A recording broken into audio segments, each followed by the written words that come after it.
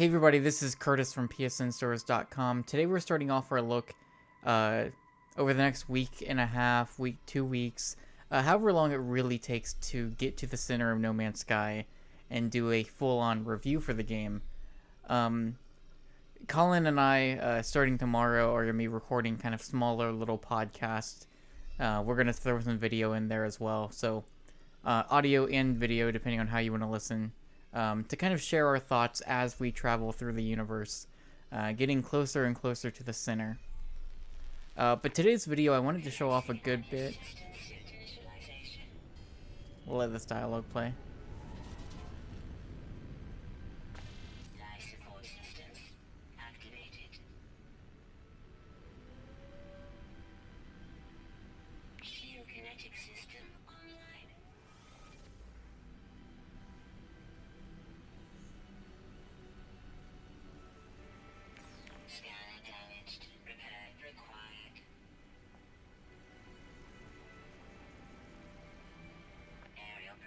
Jetpack online.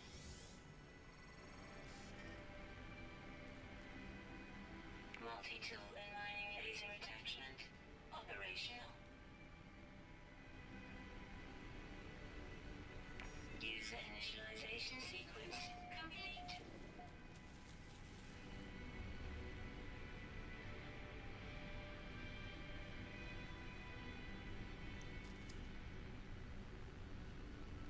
Alright, so I just wanted to show off like a good amount of the way this game opens, basically. So I've kind of loaded up a different account on my PS4, so we're going to start up on the opening.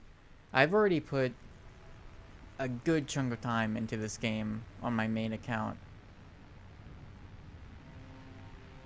So basically how things open, it just spits you out on a random planet.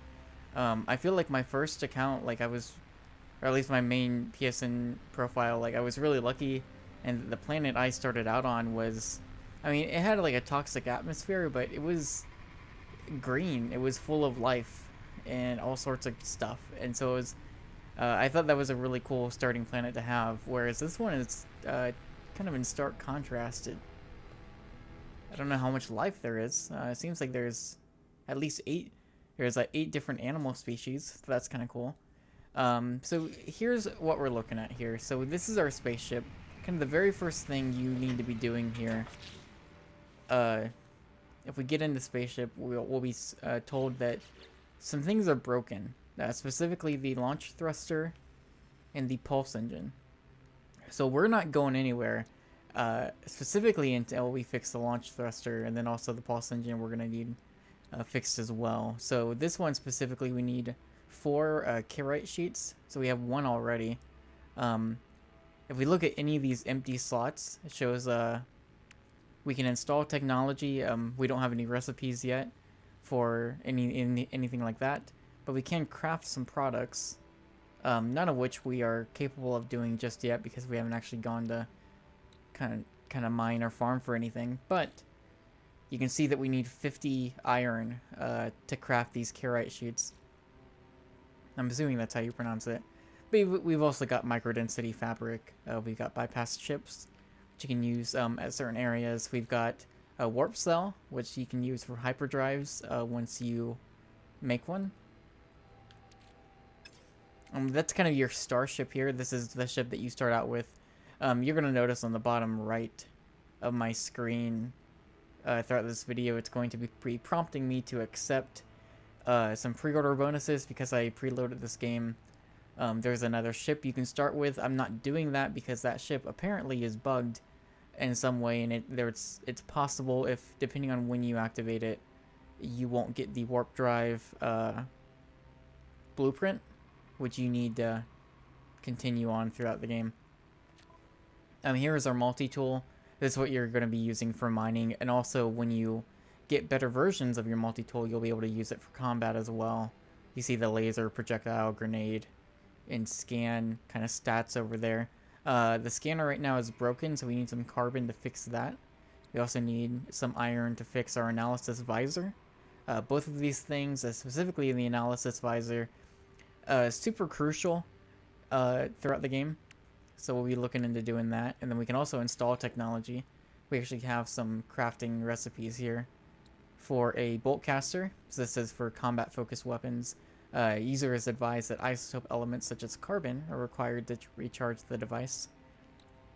And then a beam intensifier sigma. So it takes certain material to craft things, and then there are certain things like maybe your mining equipment or your starship, like the thrusters, they might need recharged every once in a while. And also your life support and hazard protection, that's going to need recharged as well. And that takes certain materials depending on what it is you're recharging. So you start the game with 12 slots on your exosuit, and then some slots on your starship. For inventory storage, you'll be able to increase that as you progress through the game. And then we can also check out this debris, and it's going to give us our first like choice in the game, sort of. Reality seems to fold in on itself. One moment I can see debris, in another vast red orb. Almost too large, or in another a vast red orb, almost too large and too bright to behold. It knows me, inside and out, more than I ever could myself. Could this be the face of creation itself, or in my hazy, freshly awakened state, am I being manipulated? A name burns itself into my mind, Atlas, and a request, made without words, that I should follow the path this being, this Atlas, has set for me. So we can choose to accept the guidance of the Atlas, or we can kind of spur in the direction and explore freely. I'll just explore freely. I chose to accept the Atlas's guide. The red orb swells inside until I can see nothing but crimson. It might be just minute by God. I kind of wish that stayed on the screen a tiny bit longer, or those kinds of messages, but whatever. Here we got a little light post we can interact with. Check out these cargo drops. Get some stuff. That requires an Atlas Pass V1 specifically. That is not something you'll get until a little bit later on. And here we are. At least for this save file, this is our starting planet. So the plan for this video is to kind of explore a little bit around the starting planet, talk a little bit about what different things are available to you.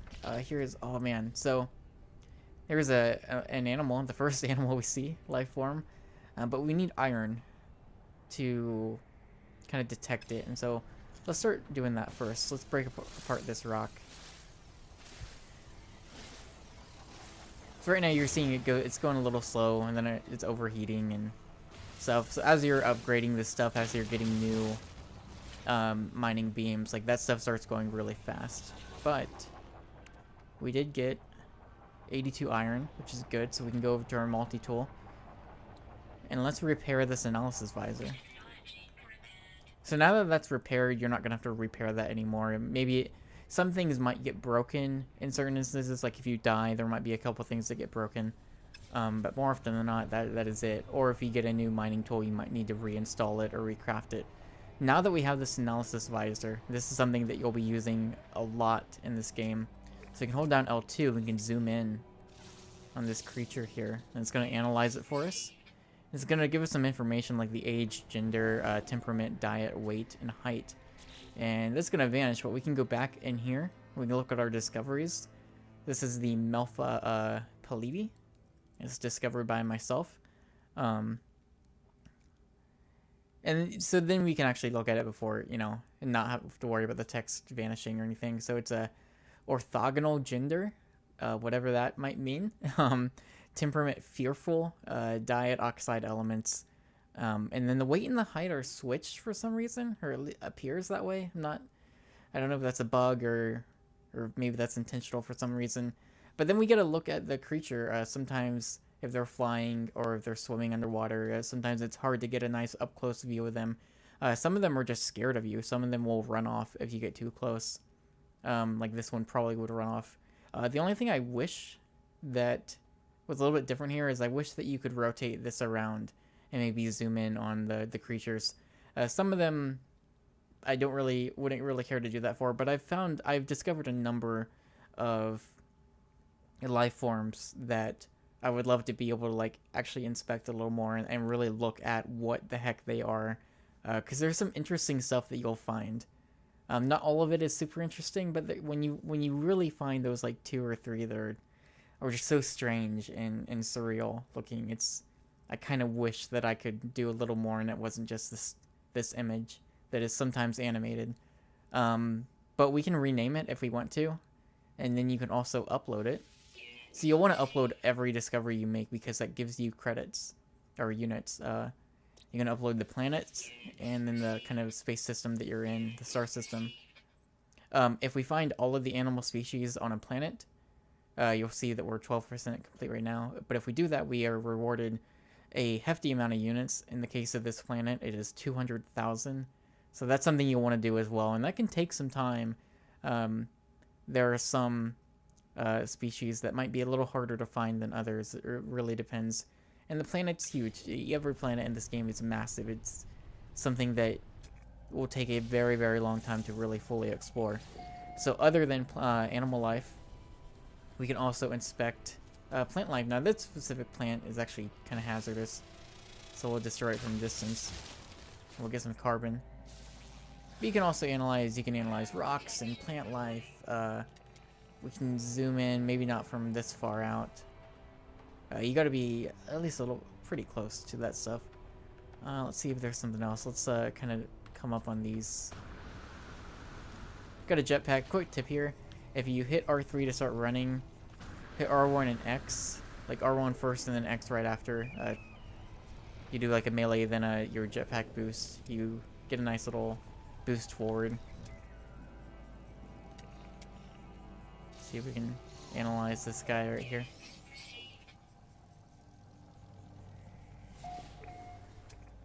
And a good way to know if you've got it or not, it'll have a little red dot to show. In some of these cases, like this, that was clearly just a younger version of that kind of animal.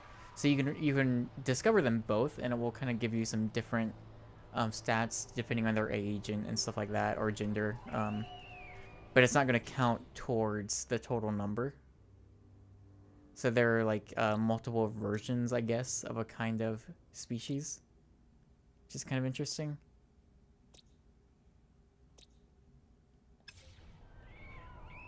But these plants up here,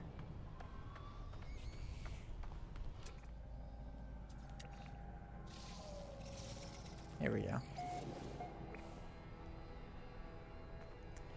Now there's nothing for like discovering all the plant types on a, oh look at this guy, discovering all the plant types on a planet, but I would assume that would be pretty crazy because there's probably a lot more plant types than there are animal types on any given planet.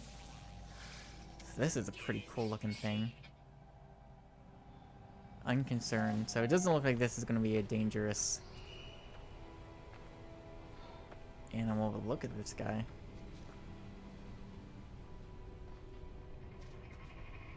So he might run off, but we'll try and see if we can get up close to him. Oh, I don't have enough carbon. So you can feed these oh, it's like a bug looking. Oh, okay. See if we can get some carbon. I got more iron. Here's a flower up here. So you can analyze this flower. Typically, these are going to give us some, like zinc or any other kind of material that might be a little bit more rare. What else are we looking at doing? So we do want to fix this scanner, so we do need some carbon. But yeah, you can usually feed animals. Typically, it's carbon that you're feeding them. And if you do that, that'll make them happy. They'll be friendly towards you. And more importantly, they will actually seek out material. Sometimes they'll dig things up that might give you rare material. Sometimes they'll just run up to something that you would normally see and point it out to you. So I think that's pretty cool. You can't like ride them or anything like that, but kind of the big focus is like if you do feed them, they will at least do something in return to help you. Maybe let's go in the cave. We'll see what's going on there.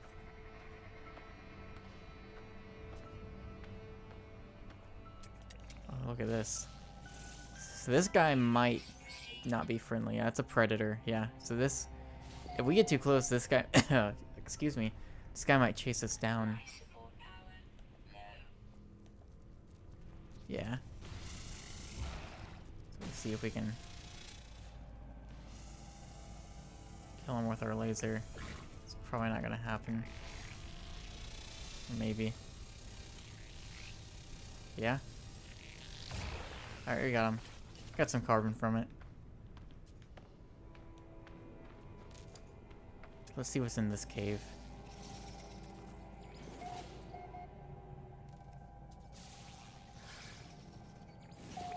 I found myself, as I've played more, mostly focusing on just identifying animal life. Not so much the plant life. Here's some carbon.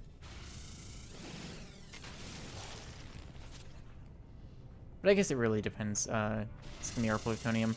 So plutonium's pretty important in this game. You're gonna wanna have a lot on it, on you at any given time, because if you do go over to life support, isotope elements are things that you'll use to kind of repair, or not repair, but charge your life support.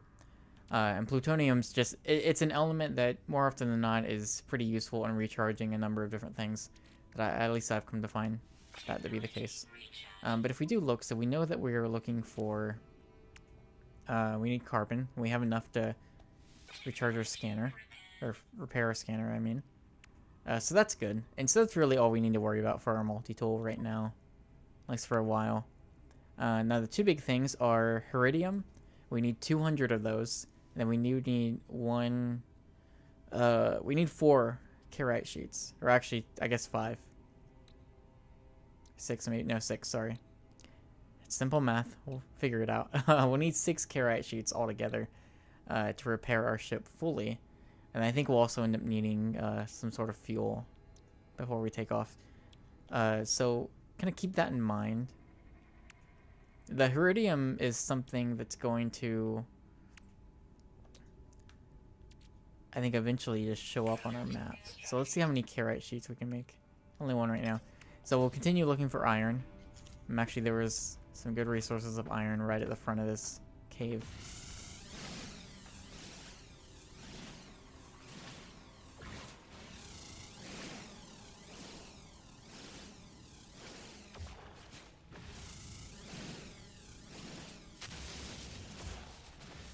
So letting the multi-tool overheat doesn't really do anything. You'll just have to wait for it to cool down. I found that if you let it go red and then kind of let go, and then start up again, kind of recharges pretty quickly, if not immediately. And of course, actually breaking the thing itself will reward you with a large amount of whatever the thing is that you're mining from that specific object, be it plant or rock or whatever. So that's a sentinel. This is probably the most common sentinel you'll find in the game. You don't want it to see you doing anything that it doesn't like. Depending on the planet you're on, will depend on how hostile they are towards you. This planet, it seems like it's kind of okay with me just doing whatever, which is good. However, there are planets where they are immediately hostile to you and they will chase after you and shoot you down. There are other kinds of sentinels other than just that flying kind. I've run into at least one other kind so far. But I know if you ever watch any of the gameplay for this game over the past few years, we did see other kinds of sentinels, none of which I've run into just yet, so I'm unsure if which ones are actually in the game, if all of them are, or if maybe only some of them made it. Here's kind of a look at just a cave. Caves in general, I have found to be perhaps the most similar looking of anything in this game. One thing you'll find is a lot of the plant life, in particular, definitely has its similarities from any planet to planet. Typically, you might see like plant life that looks identical, or maybe it'll be very similar just with some subtle changes. Or sometimes you'll see completely different types of plant on any given planet. It really kind of just depends. But as far as cave systems are concerned, for the most part, you're going to see these kinds of formations, you know, hanging from the ceiling, coming up from the ground, like the green, like kind of neonish glow. Stuff kind of like flying around. But the caves themselves, the structures themselves, kind of very definitely will differ from planet to planet. I was on a moon a couple nights ago. Moon not unlike ours, like just at least in appearance. Oh, look at this. That's another unfriendly. That's very crab-like.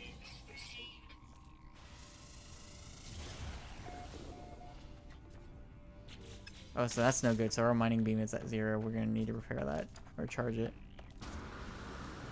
Let's get out of this cave for now. One thing I do love, even on places that are very steep, you can just kind of hold down your jetpack and it will easily let you climb up anything that's really steep. Which is super nice. One thing that I've over the years grown to really dislike about certain open world games, specifically Western designed open world games, or at least like Dragon Age Inquisition, I had this issue where like getting to a location would always be really just a huge nuisance because I would always find my like in between me and that destination would be like mountains or just very steep hills and inclines that made actually getting to a certain place really annoying. So I just love that I can just kind of jetpack over it very easily, even if it's a very tall, steep incline. So let's just go ahead and move towards this. Another thing I do like about this is, so I don't know what this is. It's just a big question mark. I'm not sure, to be honest. It could be any number of things, but it will tell you, like, just in seconds or minutes, how long it will take if you just walk. If you're just, like, moving in that direction, it will kind of give you an example. And in this case, okay, it is a monolith. So this is interesting. And it's kind of give me a chance to talk about this aspect of the game, which is another very large aspect at the very least. So let's go ahead and recharge this multi-tool first. Again, something that will be recharged with isotope elements. So we can use our carbon or plutonium. Now it's recharged, so we're good. So this is a knowledge stone. Knowledge stones are going to teach you words that are used by any given alien race in the game, of which I have seen 3 so far. I am led to believe that there might just be 3. I could be wrong, but in this case you've learned the Korvax word for rare. I don't know how many words there are for each species. I think I have, in my own game, just reached the milestone of learning 100 words across the 3 alien races that I have met.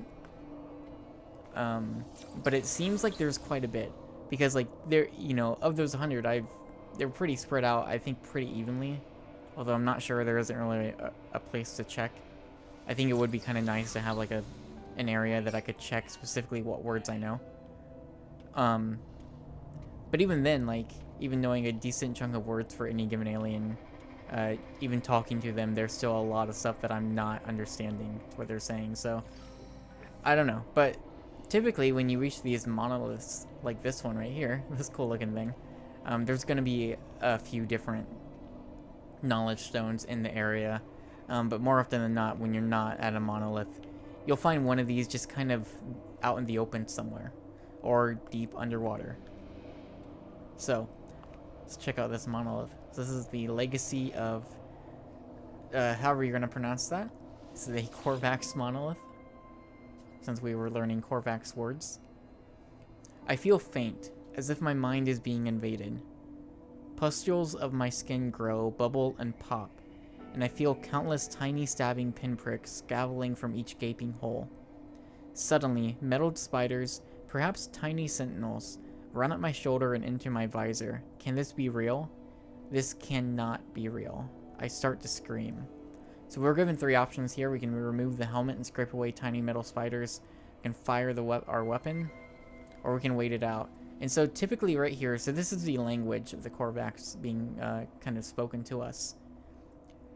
One of the kind of cool things about this game that it does with its languages is if you knew these words would give you a major hint as to what you should be doing in this case.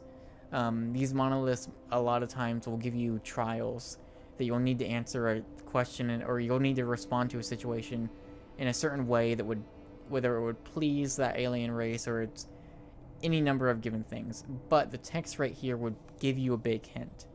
And so sometimes it'll be like a longer phrase or like one or two sentences that you might already know a few key words, and you might be able to look at those words and say, okay, I think I know what it's trying to tell me, or you can kind of piece together on your own, or at least that's how I've done it. So we're gonna try wait it out, because it's just, to me, I see this situation and I think, okay, maybe it's a test. Maybe the test is I should wait. I shouldn't do anything. I shouldn't freak out. I should remain calm. So we'll see how that works out for us. The hallucination fades. I have passed some sort of test. A reward materializes.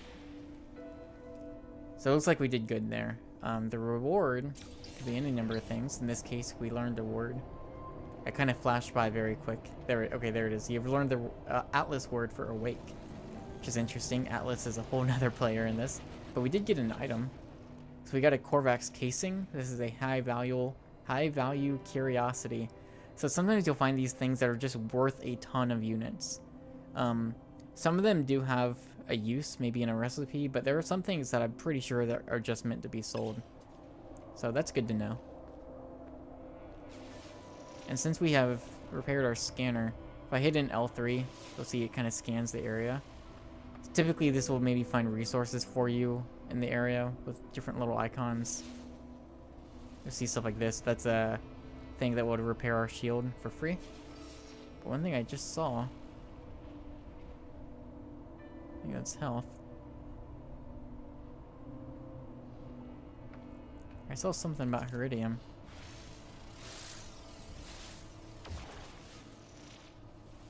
Perhaps not. Oh yeah.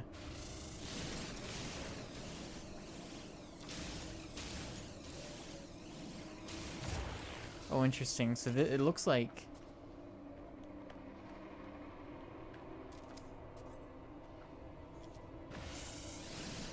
It looks like the ground here is made of Heridium. But it's not... Okay. Well, anyways. The Heridium thing is interesting because typically it will kind of spawn a beacon that you can start moving towards. And they'll have these large pillars, not unlike this, that you can just farm a ton of Heridium for in a very quick time span.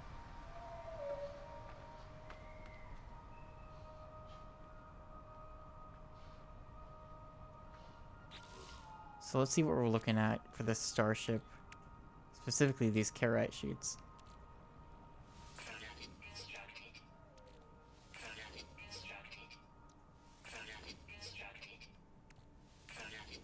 Okay, so we got the 6 that we're gonna need. We can now repair our launch thruster, so that's done. And then of course we're gonna need energy, so we need to get more plutonium to actually charge the launch thruster itself. And now we just need Heridium, so let's go ahead and do that. So that way, at least part of this video, we can get out into space and maybe go to a different planet. And as I said, we're gonna... So the plan is, again, starting tomorrow, Colin and I will be recording a little podcast. We're gonna have it in audio and video form, just so you can listen, or even listen and then watch some kind of generic gameplay from No Man's Sky to go along with it.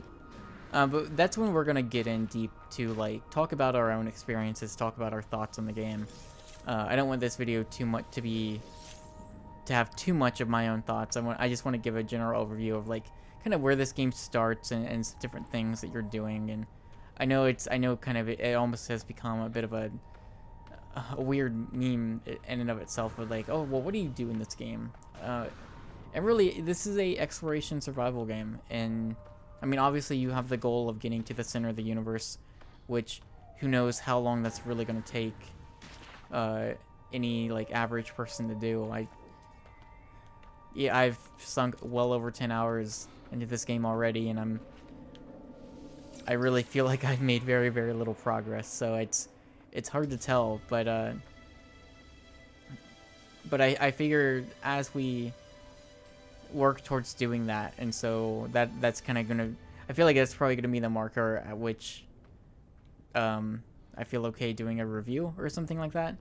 So I figure in the meantime, to provide some coverage, Colin and I will be doing multiple of these little podcasts, and I don't think they're going to be too long. Specifically, okay, here's our Heridium little icon here. So we got about 6.5 minutes. So we'll start marching towards there. Now, unfortunately, our ship is busted. But sometimes, like if you are on a planet and you find like a deposit or a ruin or something that you want to get to and it's far away, typically I would just hop into my ship and fly there, and I would get there in no time. But this will give us a good chance to saw something fly overhead. A good chance to kind of talk a little bit more about some stuff going on here. The animals we've already discovered. But yeah, so we'll do a few of those, probably, hopefully maybe 1 or 2 a week or so, and we'll just see how long it takes to actually get to the center. But I figured that'd be a good way to kind of have 2 different people. At the very least, we might even add someone in every once in a while if possible.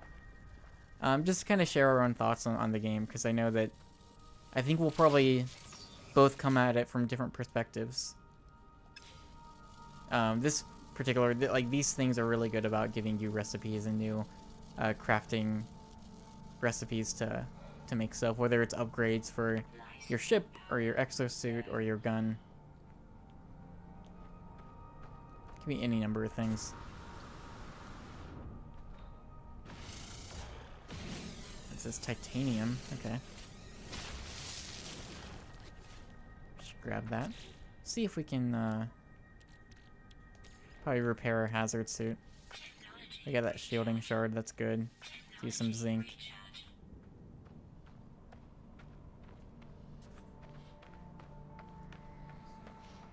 So once we get over this kind of hill here, we might have a pretty good view. The way I've been approaching things as I kind of settle into a pretty good rhythm with the game, solar systems that you find yourself in are going to have kind of anywhere from 1 to maybe 3 or 4 planets. I don't think I've seen anything with more than like 4, maybe. I think 4 has kind of been the most. Maybe even 3. Sometimes they might have a moon or 2.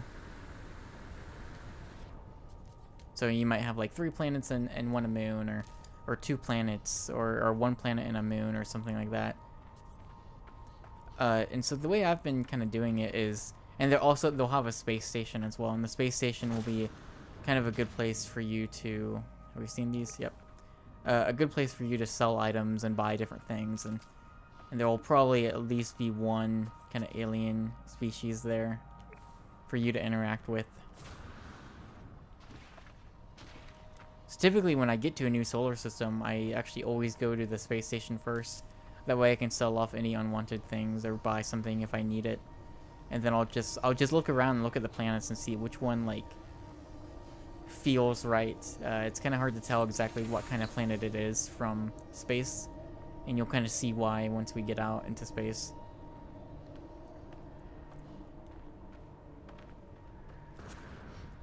But it's been a lot of just kind of picking and hoping for the best.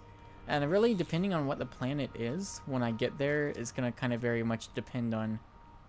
This is interesting. Very much depend on like if I choose to stay there or not. I've definitely come across a number of planets that are very hazardous, that have really no plant or animal life whatsoever. And so maybe there's some like very rare material there that I might try to like spend a few minutes looking for. But more often than not, they're so hazardous that I usually just maybe spend a few minutes and I leave, because if I don't, I'm gonna die, or I will die very quickly. And I have a story about that, but I'm going to share it on the podcast, our first episode with Cullen, because I thought it was opened up for a pretty interesting moment that I'm definitely going to remember. So we're starting to get there. We're getting kind of close. I've definitely had instances where something has popped up and it's been like, yeah, it's about 25 minutes away, and it's like, okay, sure. But even then, I'm kind of cool with, because this is such a it's a very like relaxing game in a lot of ways, when you're on a planet that's not too dangerous. Like this one definitely has its hazards, as you can see on the bottom left. We've got that fire, and so that's kind of representative of the hazard specific to this planet. So like if it's super hot or if it's super cold, might be a little snowflake, or maybe it's got just very toxic air. So that thing right there is what we're going for. That is our Iridium. That's kind of what Iridium deposits look like. But that's the fire there. That is kind of our hazard protection. So that's why we're recharging that, then life support as well, just in general as more of a general thing. So probably should have maybe described that a little bit earlier, but that's kind of what that is, and that's going to show again on the bottom left, very bottom left corner is the name of the current planet, kind of amount of radiation, amount of toxin, and then the degrees in Celsius.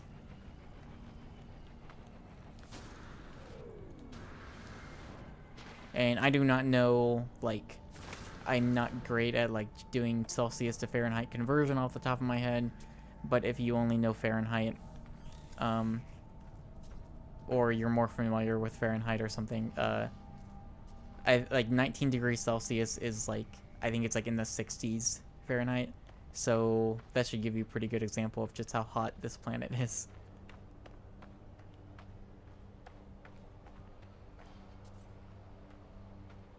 But yeah, as I was saying, it's, you know, this is such a, it can be a very relaxing game. It's a good game to, like, I like the soundtrack to this is great, and it's very good, like, kind of ambient noises and stuff. This is a good game to, like, if you want to throw on a podcast or, like, listen to music or something while you're playing. Very good for that. And so I don't mind looking at objectives that are a ways off, because I feel like, well, if you just go that way, you're probably going to discover a number of other things along the way. Like this. Okay. So these guys, I'm thinking might be dangerous. Oh, no, they're not. Okay. Exotic. Unconcerned vegetation. Okay. So it looks like they'll be fine. I ran into an animal that was... They were different color. It had a... no, I guess not. It had similar arms. Its head was a bit different. It was also bipedal, but it was a lot bigger, and it was chasing after me. It's kind of fun to, like, be looking around and then turn right, and then see this, like, just giant, or not giant thing that is chasing after you, and it just, like, slams into you, and you go flying. That's always it's a fun experience, I suppose. These guys are cool looking. One thing I've noticed with a lot of the animal life is there is a good variety to it. There's a really good variety to it. But I think you'll start to notice it definitely feels like, as far as like random generation is concerned, the procedural element of this, like it's bits and pieces. Like it's like, okay, maybe this animal is going to have like the feathers or the wings of another animal you might see. And so you'll notice the similarities in the pieces of any given life form, and not necessarily that it's the exact same thing with a color swap. Although I definitely have seen things that feel like that. I think more often than not, the similarities you see are in the like pieces of a larger plant or animal life. So here's our Iridium.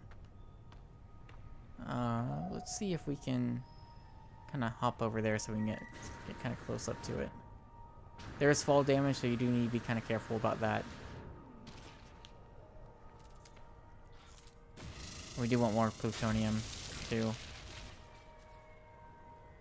It's probably good. There's more in there if we need it. So here's our Iridium, and we can just kind of dig in here. And we'll get quite a bit. So we need 200.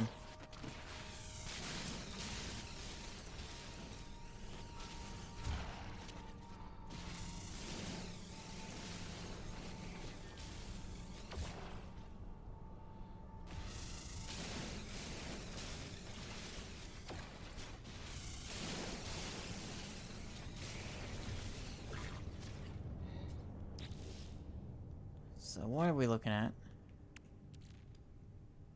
Now we have exactly 200. So. Now for our pulse engine, we're going to need Thallium 9. That's no problem, and I'll tell you why in a little bit. And then we do have plutonium. The reason I cannot charge it right now is, in this instance, as far as charging is concerned, we need to be close to the starship. So we're going to start making our way back. I am going to grab a little bit more plutonium before we go. And then we'll we'll kind of leave this planet and go into space, and we'll check out what's actually in this solar system. We won't get far enough in this video to actually do a hyper jump and go to a new solar system. That takes a little bit longer. And then we'll also talk about these milestones as well. So, if we look, we're looking at, again, about a little under 7 minutes. That was kind of, we were pretty close to our starship when we started making our way over. There's something. I don't know what. Okay. So we need to find a good spot to kind of start heading back. I'll try this.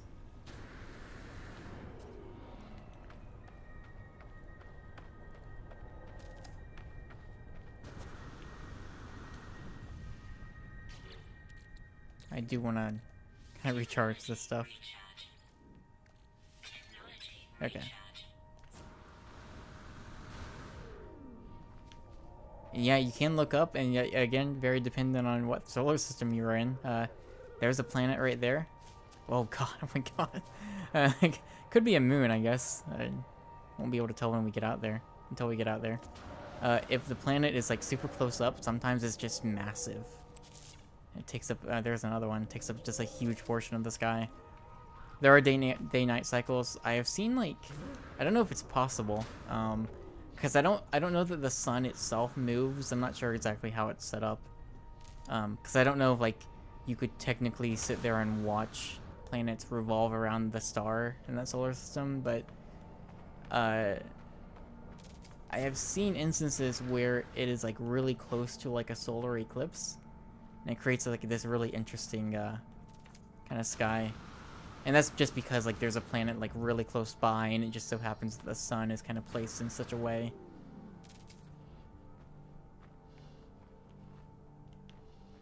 Let's see. This is an interesting planet. I think one of the other things you'll notice, and I say this because I've seen a lot, I don't know if I say a lot, I have seen people talk about, like, feeling like they're seeing a lot of the same things. And I think that's, like, I don't know, it really depends on how you view it, I think. And so for me, the way I look at it is, yeah, like, I've definitely been to 3 or 4 planets that I would consider a desert planet, or I've been to, like, 2 that are kind of icy and covered in snow, or I've been to a few that are, like, very green and kind of forest-like, or I've been, you know, and you could just name different biomes that you would be familiar with. But I think the key part there is kind of recognizing that there are like smaller differences between them that make them unique, whether it's the structure of the land, whether it's very mountainy, or more flatland, or if there's lakes or oceans there, you know, it's, or what the plant life is there, what's the animal life there, is there animal life there, because I've been to a few planets that are just barren. And there's nothing, and they're just very dangerous because there's constant, like, storms going on, whether it's blizzards or, I guess, like, firestorms, essentially.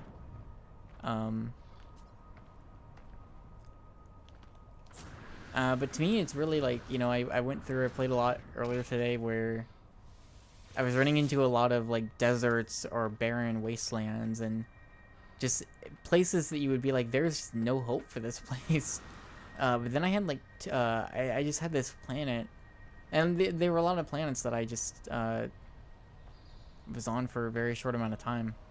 And then eventually I ran into a planet that was a lot of islands stitched together and huge oceans and abundant in life. So it just really, really depends on kind of what you find. And that's something we'll get more into in the actual, once Colin and I start discussing different experiences we've had.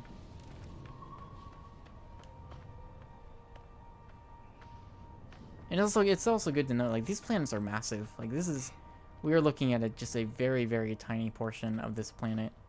It's the kind of thing that, like, I think if you're a completionist, you should probably, very early on, just put yourself into the mindset of knowing 99% of this game you're just never going to see, and that's okay. So, we're getting there. What are we looking at? About 2 minutes.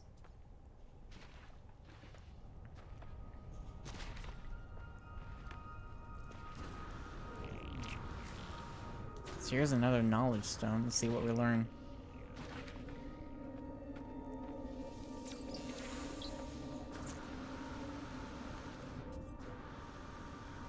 Typically, in my experience, the words that you learn from each species typically will indicate, like, if, like, for instance, Korvax.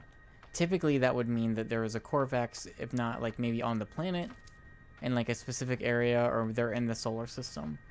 I don't think I've ever, like, been on a planet learning words for one species and then running into a totally different one, like, on a station that is built on that same planet or in that solar system.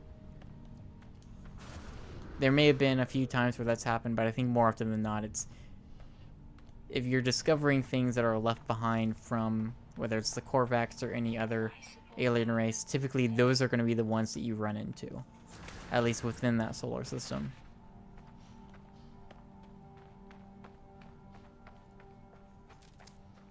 Alright, so we are back. Looks like the sun's setting.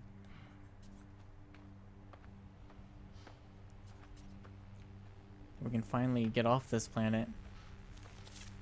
And I think the other thing to note is, like, you know, this took us about, you know, almost 50 minutes. You could certainly beeline it, and it would be a lot shorter. But I know, at least for me, when I first started playing, I think I stayed on my opening planet for about a good, like, 2.5 hours. And just explored and just looked at everything. And so here we are. We got our launch thruster ready to go. And so the launch thrusters are for, of course, launching itself. So when you're on any given planet and you go to launch, you just hold R2. It's going to take off about 25% of the launch thrusters. And now we're in the air. Now we can fly around this planet if we want. So like if we wanted to go to these different locations that would maybe be a little bit longer, we can start flying around, and that would make, of course, travel and exploration of the planet a little bit quicker. But that's not where we're going. We're going into space. We're going into space. So, this kind of thrust here, circle, you can hold that down. And we talked about, okay, so your pulse engines, they need this other material so we can charge them and use our pulse engines. More often than not, almost every asteroid you run into is going to be built of this Thamium-9. Some asteroids have different material, some like the larger ones are made of some different things, but more often than not, you have an abundant source of Thamium-9 right above the planet. As you get out into the out of the atmosphere, you'll have all these asteroids you can farm very easily, which is super convenient. So we're going to go ahead and charge up a pulse engine. The pulse engine is nice because if you look here, so we got a space station we can run to, which will do that. But if, like, even if I'm holding down circle and I'm going pretty fast, you know, that space station's still looking about 10, 11 minutes away. This planet's about 10 minutes away. This other planet, you're looking at 16 minutes. That's a long time. So if you hold L1 and R1, you can activate your pulse engine.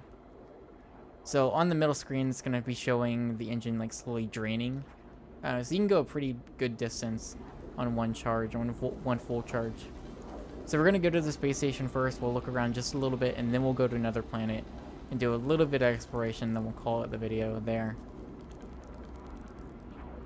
That should give you a pretty good look of how this game starts, what kind of is required of you. I think the game, or at least definitely from the get-go, from the get-go definitely has a very kind of almost strict pathway that you should take, like quest to quest, if you want to look at it that way, of like, all right, you need to get this material, you need to fix these elements of your ship. You should also fix up your mining gun too. So here's our space station. Will sometimes look a little bit different. And from there, it's like, okay, now go into space, and like go to the space station, or go to this planet. Or, okay, now you need to make a hyperdrive, now you need to do this. And once you kind of get past that opening part, like, it opens up a bit. But definitely in the beginning, it has a very... I want to say it doesn't like hold your hand or anything, but it gives you some pretty clear objectives to get you started and kind of get you familiar with how the game works. and what kinds of things you can be doing.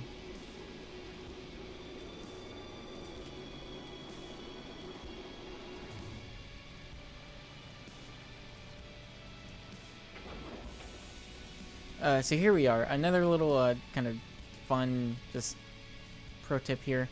Eventually you're gonna get an Atlas V1 kind of key. You saw it earlier in the video. It's like a key card basically that will give you access to certain areas. The V1 will give you access to that door right there. If you go in that door, on every space station I have found, there has been an inventory slot upgrade for your exosuit. It will provide you 1 extra slot for the exosuit. I think it starts out costing a pretty low amount of units, and then increases as you get more and more. That is a really good way to increase your inventory. Because in general you're going to be picking up a lot of things and you don't always have a lot of inventory room.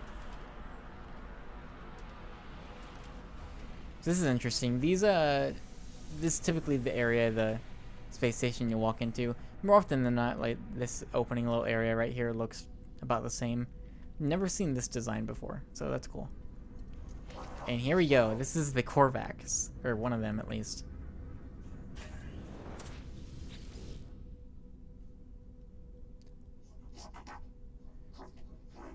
So this is gonna be fun. We know one word that they said. So this is the interface entity Abel. He or she is a Korvax. We'll show your current standing with that race, so we are irrelevant.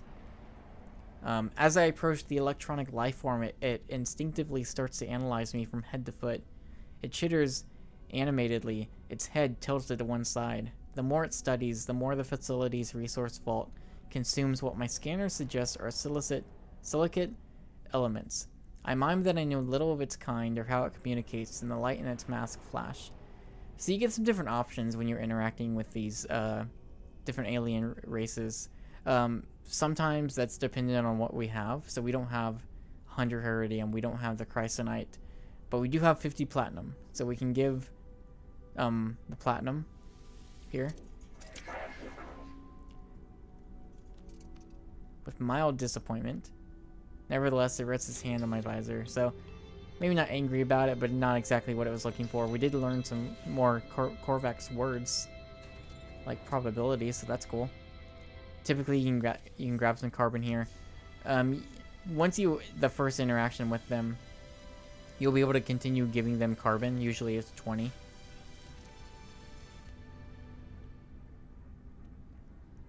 And that will let you kind of do other things. So let's grab some more carbon.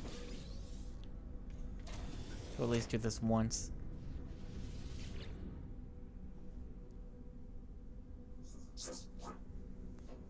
And there's a handful of different things you can do within the game to increase your standing. And so for this specific thing, we could request healing or fuel, but we do not. Our standing right now with them is not great.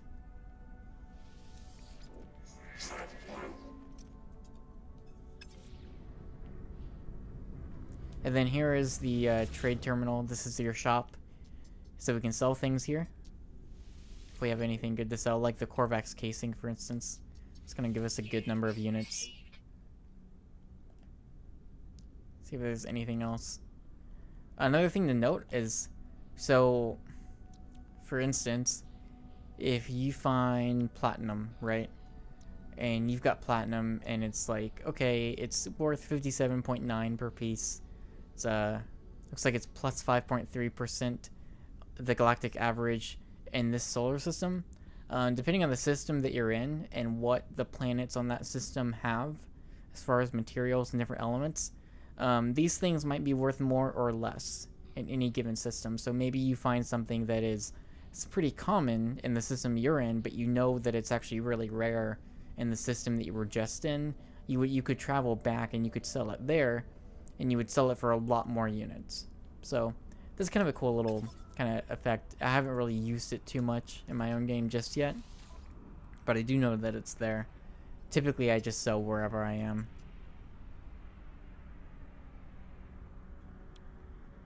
Oh yeah, so like this suspension fluid is a lot of money to buy, whereas I have seen it cheaper before. There's some other things we can buy here. We're not going to worry about it too much. And then the doors down there require a Atlas V3 pass. And I've not found that at all yet, so let's go look at another planet. So these ships are AI ships. They're not other players. We can walk up to them and communicate with whoever is on the inside. Like this Corvax here.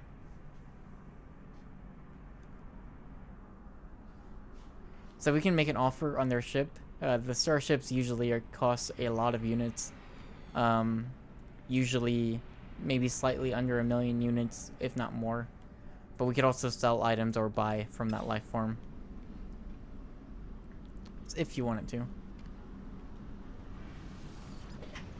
Let's go find a planet and explore a little bit more.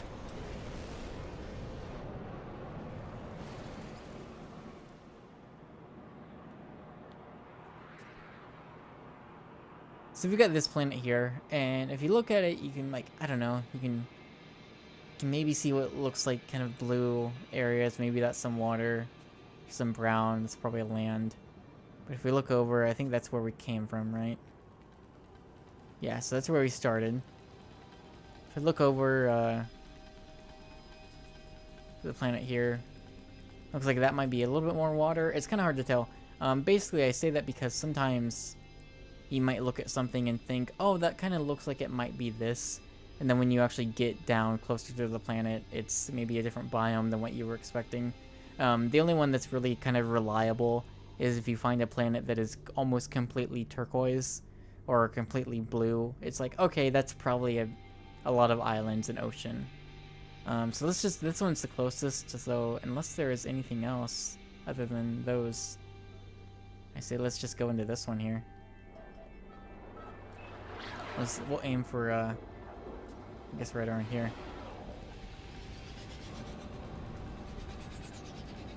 This is like, just look at this view, like this, and you see the planet over there. Let's aim down a little bit more. What are we looking at? So this is definitely the most noticeable part of the game at the moment, where pop-in is very much real. And so it's not till you get pretty close down till you start to really are able to make out what is actually on this planet. And if you're lucky, if the life forms are big enough, you can maybe see them kind of come into view. So I'm going to fly around a little bit, see if maybe there's a landing pad somewhere, or maybe there's a good place to land. Or if not, we'll land wherever.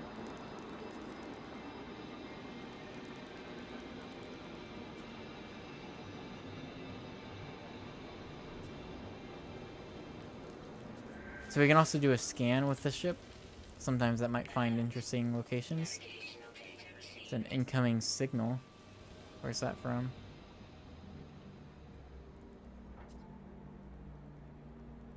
Okay, well, we won't worry about that. Let's see.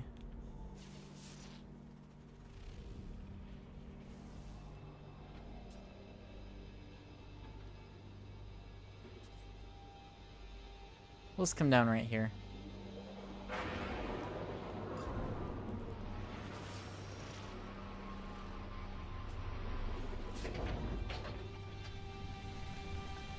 This planet is radioactive. There are limited sentinels, abundant flora, fauna is bountiful. So that's fun. So right here,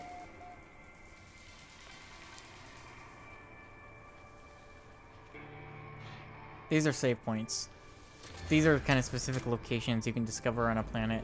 You can go up, you can save it. It's going to show you when you discovered this specific area. These you need the Atlas Pass for. There's some other cargo drops that we can look into, grab whatever's in them, like Geknip. You can go inside this building, see if there's anything in here, like this Corvax.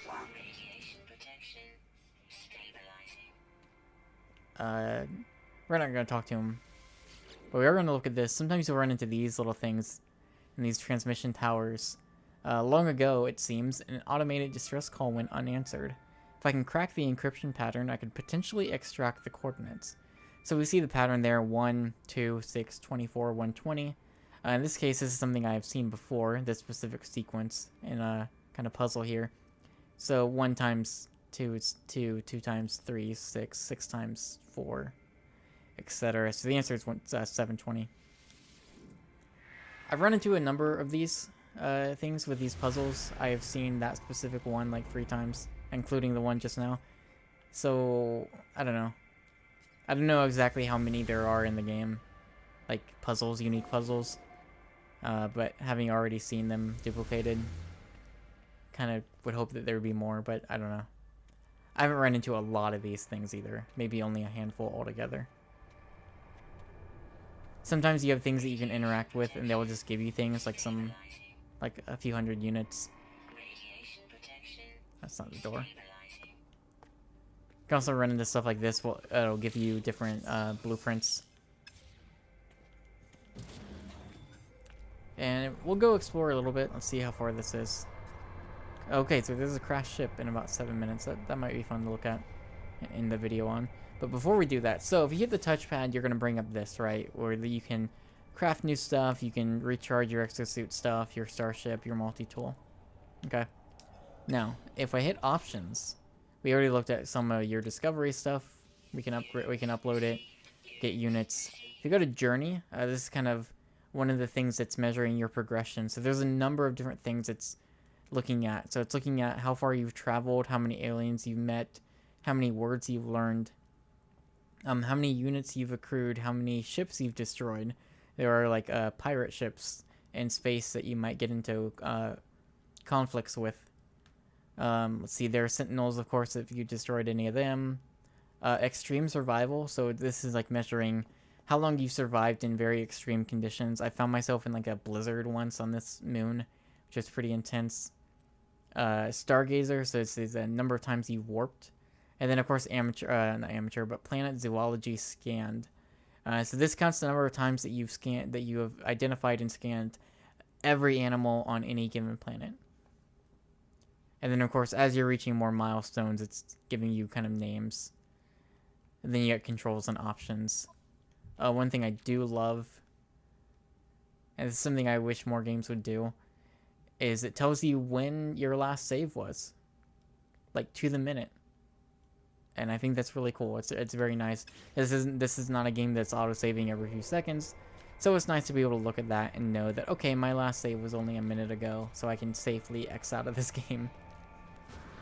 But let's go for the crash ship, and that'll be it. Maybe we'll see some interesting animal life along the way. Or we'll take immense fall damage. Either or. Or there's this thing. Maybe we'll go to this. This is a little bit closer. So here you get a look at kind of a little bit of a different look here. We got a... Oh, jeez. So we... See if we can get a good view of that so we can identify it.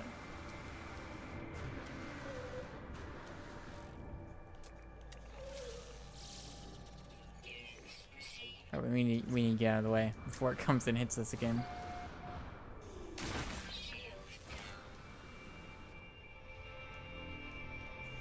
Oh, that's good. That's why you should be very mindful of where your jetpack's at. Here's some emerald. Emerald typically sells for a good amount.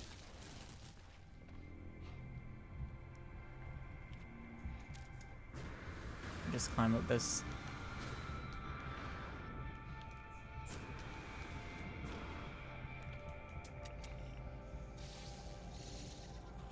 I've noticed a lot of dinosaur-esque looking animals. Sorry. Or at least it seems that way. A lot of animals that like remind me of maybe like something that you would see in a prehistoric area, or something that's like, well, that kind of look like that. I don't know. This looks like unlike anything I've ever seen. But there's also been, like we saw with like the kind of crab-like creature on the last planet, definitely a lot of animals that's like I kind of feel like if we were ever to discover life that was unintentional, uh, outside of Earth, in like an actual life form, like more like, you know, something that would just be walking around or something, whatever that may be. I've always kind of envisioned it as being like, maybe it would just look like any other animal on Earth, but it would be like slightly different, just like slightly weirder, or just abnormal from what we would typically expect. And so I feel like there's been a lot of animals I've discovered here that kind of fit that kind of concept of like, this looks really similar to, you know, to something you would find on Earth, but it's just like the color's off, or there's something different, or it has horns, or it's got wings, and that's abnormal. That's something that you wouldn't normally see, and so it creates this very alien kind of feeling. A lot of these worlds are like that. Even the plant life kind of looks slightly similar. Oh my god, what was that? Hello. That is, I don't even know how to begin to describe that thing. That's the light. Or here's a waypoint.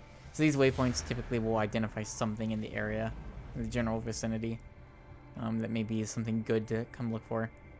But yeah, like there's a lot of things that will, you know, as I was saying, you might see something and it's like, oh, that's interesting. That looks like something you would see on Earth, but it's so slightly different, that it, you know, intentionally so, it feels alien. It feels just, it's so weird sometimes, and sometimes it's super cool looking.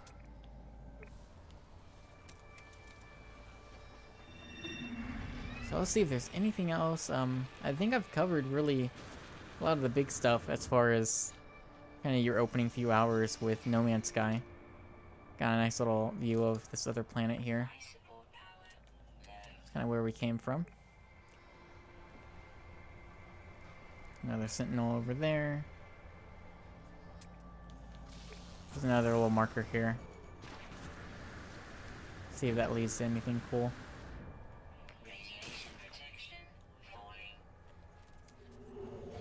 Now, playing like I am right now, we get killed very quickly. I'm not being very mindful of my jetpack. That's fine.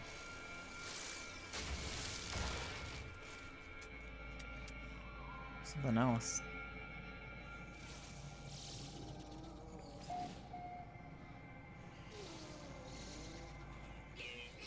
Look at that. Glad it's on my side, unlike that other thing.